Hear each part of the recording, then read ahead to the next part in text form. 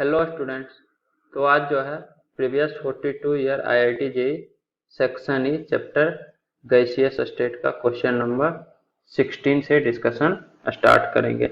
The composition of the equilibrium mixture which is attended 1200 degree Celsius is determined by measuring the rate of effusion through a pinhole। तो बोल रहा है कि ये दोनों equilibrium में है। ये डिटेल में हम लोग केमिकल इक्विलिब्रियम चैप्टर में पढ़ाएंगे।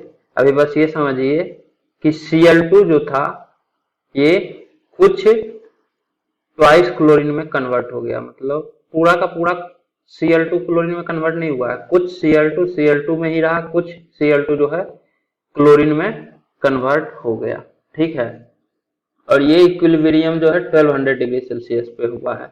इसको हम लोग रेट ऑफ इफ्यूजन से मेजर किए, मतलब जो कंटेनर में ये Cl2 और क्लोरीन का मिक्सचर होगा, क्योंकि कुछ Cl2 क्लोरीन में कन्वर्ट हो गया तो दोनों का मिक्सचर होगा।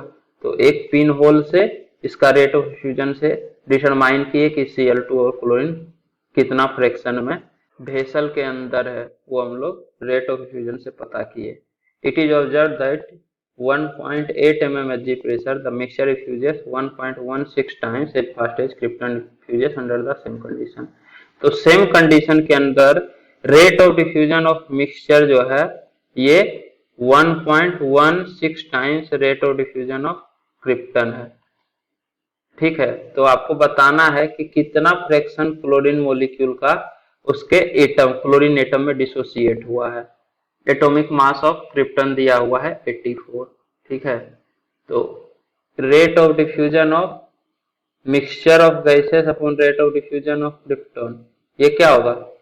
Molecular mass of krypton upon molecular mass of mixture of gas.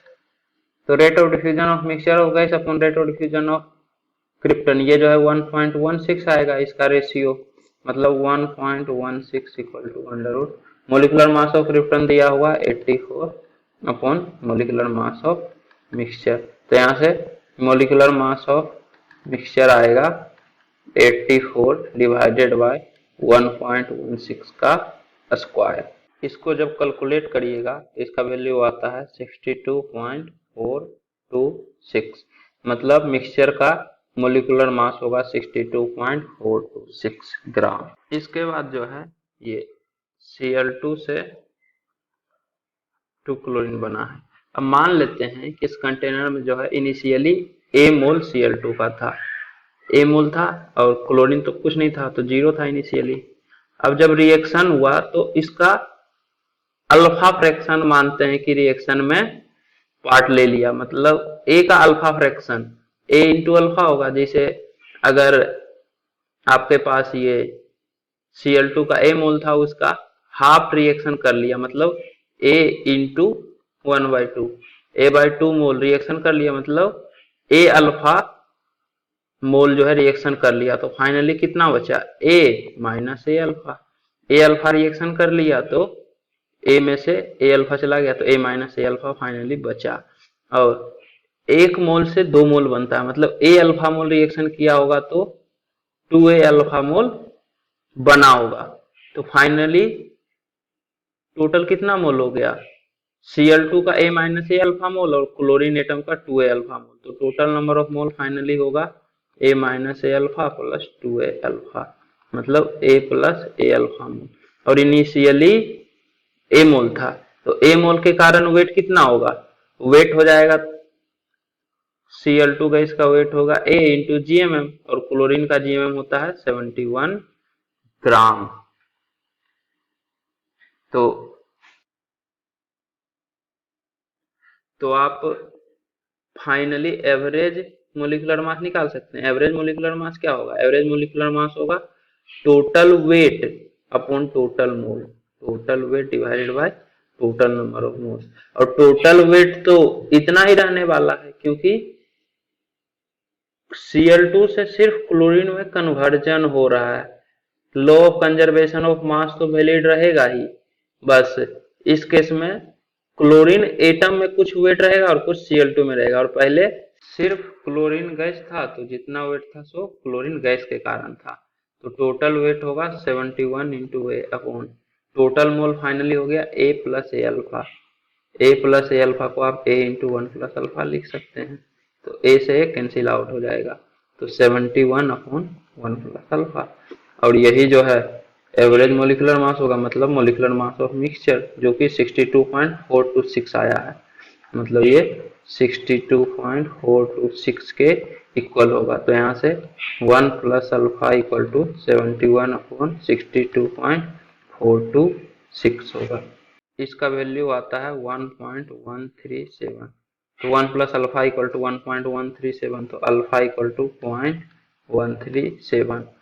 तो Cl2 का 0.137 फ्रैक्शन जो है ये क्लोरीन एटम में कन्वर्ट हो गया, मतलब कितना परसेंट कन्वर्ट हुआ, 13.7% Cl2 जो है क्लोरीन में कन्वर्ट हो गया। तो fraction of chlorine molecule dissociated into chlorine atom is 0.137, या फिर आप बोल सकते हैं 13.7% Cl2 क्लोरीन एटम में कन्वर्ट हो गया। क्लोरीन एटम में पूरा का पूरा कन्वर्जन नहीं होता है, इक्विलिब्रियम रिएक्शन का यही मतलब होता है। ये हम लोग अगले चैप्टर में देख लेंगे ढंग से, केमिकल इक्विलिब्रियम वाले चैप्टर में, ठीक है, अल्फा परसेंटेज ये सब और डिटेल में। इसके बाद नेक्स्ट क्वेश्चन है, ए 20 centimetre cube mixture of carbon monoxide, methane and helium gas is exploded by electric discharge at room temperature with access of oxygen. मतलब इन सभी गैसेस का हम लोग कंबसन करवा रहे हैं ऑक्सीजन के साथ, एक्सप्लोड कर रहे हैं मतलब कंबसन होगा। तो इसमें देखिए कार्बन मोनोऑक्साइड और मीथेन ये तो कंबसन करेगा, हीलियम गैस तो कंबसन नहीं करेगा, ये तो इनर्ट गैस होता है। तो कार्बन मोनोऑक्साइड ऑक्सीजन के साथ कंबसन करके कार्बन डाइऑक्साइड बनाएगा, CO प्लस हाफ O2, इससे CO2 गैस बनेगा, ठीक है। उसके बाद CH4 प्लस O2, इससे CO2 प्लस H2O बनेगा। अब ऑक्सीजन कितना चाहिए, तो X प्लस वाई बाई 4, तो ट्वाइस O2 होगा। X 1 है CXH वाई में, और बाई 4 है, तो 1 प्लस वाई बाई 4 तो 2 होगा।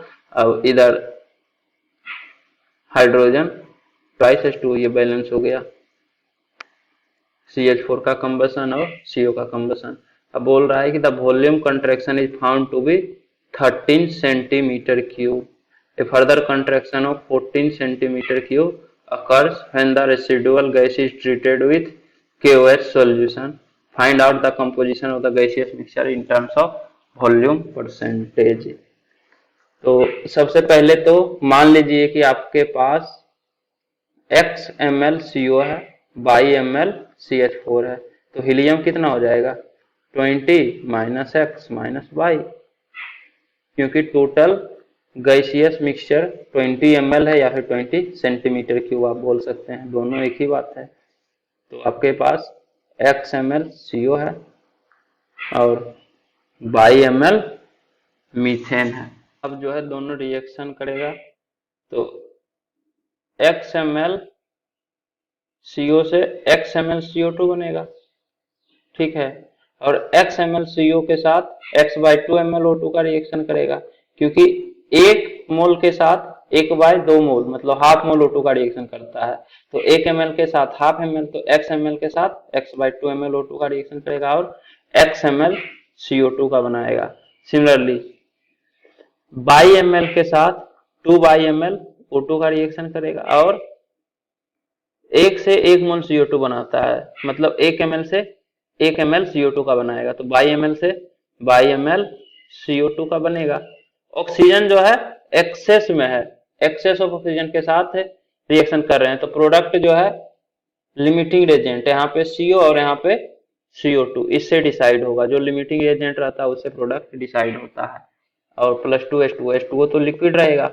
अब देखिए मतलब ऑक्सीजन का x/2 ml रिएक्शन कर लिया और कार्बन मोनोऑक्साइड का x ml रिएक्शन किया, मतलब टोटल 3x/2 ml रिएक्शन किया, लेकिन जो गैस बना वो x ml ही बना, मतलब यहाँ से x/2 ml वॉल्यूम कॉन्ट्रैक्ट कर गया, क्योंकि पहले से तो x ml CO का था और x/2 ml ऑक्सीजन का था, मतलब 3x/2 ml था, बना फाइनली x ml ही, मतलब x/2 ml कॉन्ट्रैक्ट किया। सिमिलरली यहाँ पे बाई ml मीथेन का और 2/ml O2 का, मतलब था 3/ml, रिएक्शन करने के बाद सिर्फ ml बना है, मतलब 2/ml यहाँ भी कॉन्ट्रैक्ट किया, तो टोटल कॉन्ट्रैक्शन कितना हुआ x/2 प्लस 2/, और बोल रहा है कि टोटल कंट्रैक्शन वॉल्यूम में देखा गया कि 13 सेंटीमीटर क्यूब कॉन्ट्रैक्ट किया, मतलब ये 13 ml टोटल कंट्रैक्शन है, मतलब इस वाले रिएक्शन और इस वाले रिएक्शन के कारण टोटल 13 ml कॉन्ट्रैक्ट कर गया। तो यहाँ से एक इक्वेशन आया x plus 4y upon 2 equal to 13, या फिर आप बोल सकते हैं x plus 4y equal to 26। इसके बाद फर्दर बोल रहा है कि जब इसको हम QH सॉल्यूशन से पास करवाए तो फर्दर 14 ml का कंट्रैक्शन हुआ। QH सॉल्यूशन जो है CO2 को एब्जॉर्ब कर लेता है, तो CO2 गैस का वॉल्यूम कंट्रैक्ट हुआ होगा, मतलब आपके पास टोटल कितना ml CO2 है, x ml CO2 CO के रिएक्शन के कारण और CH4 के रिएक्शन के कारण बाई ml, तो टोटल आपके पास x plus by ml CO2 है। ये पूरा का पूरा कंट्रैक्ट हो गया होगा, मतलब ये 14 ml रहा होगा, तभी तो ये 14 ml कंट्रैक्शन फर्दर हुआ है, मतलब x plus y equal to 14। तो यहाँ से बाई इक्वल टू आएगा 26 minus 14, sorry 3y equal to 26 minus 14 12, यहाँ से y इक्वल टू 4 और x इक्वल टू होगा 14 माइनस 4 10, तो x equal to 10 ml, y equal to 4 ml, और हीलियम है 20 माइनस एक्स प्लस वाई या फिर 20 माइनस एक्स माइनस वाई, तो ये जो है 20 माइनस 14 6 ml, तो 20 ml में से x कितना आया, x आया आपका 10 ml CO है, 4 ml मीथेन है और 6 ml हीलियम है। तो गैसियस मिक्सचर का कंपोजिशन बताना है वॉल्यूम परसेंटेज में, तो percentage of volume percentage of CO क्या होगा, volume of CO upon total volume into 100, तो CO का वॉल्यूम है 10 अपॉन 20 इंटू 100, तो ये हो जाएगा 50%, मतलब CO 50% है, CH4 है 4 अपॉन 20 इंटू 100, तो CH4 है 20%, और हीलियम होगा 6 अपॉन 20 इंटू 100, मतलब हीलियम 30%, तो 50% वॉल्यूम परसेंटेज CO का है, 20% मीथेन का है और 30% हीलियम गैस का है, तो ये कंपोजिशन है गैसियस मिक्सचर का। इसके बाद next question, using van der Waals equation calculate the constant A when 2 moles of a gas confined in a 4-liter flask exert a pressure of 11 atmosphere at a temperature of 300 Kelvin, the value of B is 0.05 litre per mole. तो सीधा ये formula लगा दीजिए, P plus A N square upon B square into V minus N B equal to N R T. Pressure 11 atmosphere plus A, यही तो find out करना है। Number of mole 2, मतलब 2 का स्क्वायर 4 अपॉन वॉल्यूम है 4 litre upon 4 का square 16 into 4 minus n number of mole 2 into b 0.05 equal to nRT n 2 R 0.082 into temperature 300 kelvin. अब जो है इसको सॉल्व कीजिए, तो ये होगा 11 प्लस ए अपॉन 4 इंटू 4 माइनस 0.1, तो इंटू 3.9 इक्वल टू 600 इंटू 0.082, मतलब 6 इंटू 8.2। इसको जब सॉल्व कीजिएगा तो ये आएगा 49.2, तो यहाँ से 11 plus a by 4 equal to 49.2 divided by 3.9, तो ये जो है 12.615 आता है। इसका मतलब implies that a/4 equal to 12.615 minus 11, तो ये 1.615 आ जाएगा। तो a इक्वल टू 1.615 इंटू 4, तो ये जो है 6.46 atm लीटर स्क्वायर पर mole square, atm litre square पर मोल स्क्वायर, ए का वैल्यू आएगा इतना।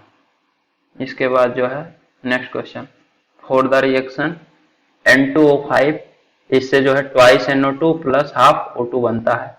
Calculate the mole fraction of N2O5 decomposed at constant volume and temperature if the initial pressure is 600 mm Hg and the pressure at any time is 960 mm Hg. Assume ideal gas behavior. तो आपके पास ये reaction है N2O5 से twice NO2 plus half O2।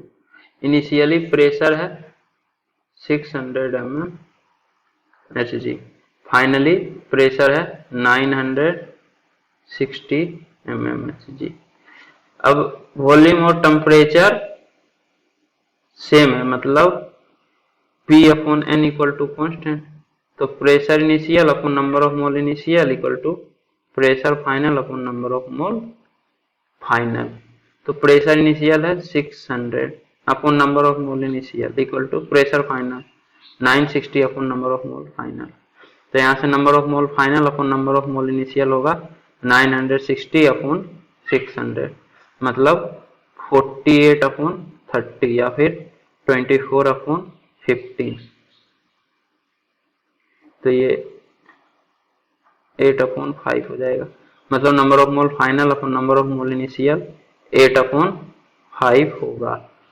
अब जो है आपको बताना है कि N2O5 का कितना calculate mole fraction decompose at a constant volume, मतलब कितना फ्रैक्शन जो है N2O5 का डिकम्पोज हुआ है। ठीक है, तो जैसे Cl2 से ट्वाइस क्लोरीन वाला भी हम देखे थे, उसी टाइप से है। मान लेते हैं कि initially A mole N2O5, sorry हटा देते हैं इसको, A मोल N2O5 का है। अब इसका अल्फा फ्रैक्शन मान लेते हैं कि डिकम्पोज कर गया, मतलब अल्फा फ्रैक्शन डिकम्पोज करने का मतलब क्या हुआ, A into alpha mole reaction में पार्ट ले लिया, तो बचेगा कितना, A माइनस ए अल्फा मोल। अब 1 से 2 मोल बनता है NO2 का, तो A अल्फा से 2A अल्फा मोल बनेगा, और 1 मोल से हाफ मोल ऑक्सीजन गैस बनता है, तो A अल्फा मोल से A अल्फा का हाफ A अल्फा बाई 2 मोल बनेगा। तो टोटल मोल फाइनली कितना है, टोटल मोल फाइनली है A minus A alpha plus 2A alpha plus A alpha by 2, मतलब A plus 3A alpha by 2, और इनिशियल मोल है A। तो number of mole final upon number of mole initial, तो number of mole final upon number of mole initial होगा A into 1 plus 3 alpha by 2 divided by A। ये number of mole final upon number of mole initial, इसका ratio है 1 plus 3 alpha by 2, और ये 8/5 के equal होना चाहिए, मतलब 1 plus 3 alpha by 2 equal to 8/5। तो 3 alpha by 2 equal to 8/5 minus 1 3/5, तो अल्फा बाई 2 इक्वल टू 1/5, तो अल्फा इक्वल टू 2/5, मतलब 2/5 फ्रैक्शन जो है N2O5 का वो डिकम्पोज कर गया NO2 और O2 के फॉर्म में। 2/5 बोलिए या 0.4 बोलिए, तो mole fraction of N2O5 decompose हुआ है वो 0.4 फ्रैक्शन जो है N2O5 का डिकम्पोज हो गया। अब जो है अगले लेक्चर में क्वेश्चन नंबर 20 से डिस्कशन स्टार्ट करेंगे। तो उम्मीद करता हूँ कि आपको ये वीडियो पसंद आई होगी। यदि आपको ये वीडियो पसंद आई है तो इसे लाइक करें, कमेंट करें और अपने दोस्तों के बीच शेयर करना ना भूलें। Thank you.